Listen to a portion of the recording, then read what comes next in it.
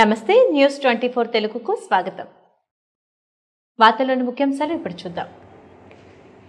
నిర్మల్ జిల్లా కేంద్రంలో ఎక్సైజ్ శాఖ ఎన్ఫోర్స్మెంట్ ఎస్టీఎఫ్ పోలీసులు నిర్వహించిన దాడుల్లో 43 లక్షల విలువ చేసే మత్తు పదార్థాలను శాంతినగర్లోని గంధం శ్రీనివాస్ గౌడ్ ఇంట్లో స్వాధీనం చేసుకున్నారు.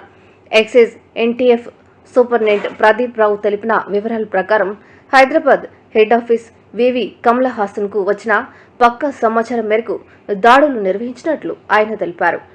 ఆ ఇంట్లో 3.3 కిలోల ఆల్ఫోజోలం, 7.28 క్వింటాల క్లోరర్ హైడ్రేట్ ను స్వాధీనం చేసుకున్నట్లు పేర్కొన్నారు. అఫెండర్ ఇల్లు సెర్చ్ చేసినప్పుడు తన ఇంట్లో 3.3 కేజెస్ అల్ఫాజోలం, 8 కేజెస్ క్లోరల్ హైడ్రేట్ మేము స్వాధీనపరుచుకున్నాం. ఈ అల్ఫాజోలం రాజస్థాన్ నుంచి రూప్ సింగ్ అనే వ్యక్తి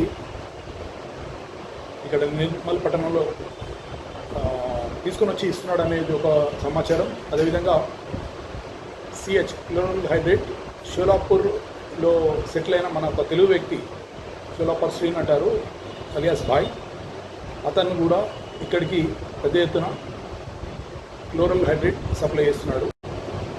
గంధం శ్రీనివాస్ గౌడ్ గత 10-15 సంవత్సరాల నుంచి ఈ క్రైమ్ చేస్తున్నాడు.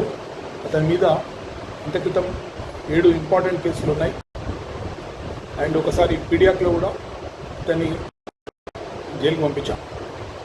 ఇప్పుడు కూడా మళ్ళీ ఒకసారి అవకాశం ఉంటే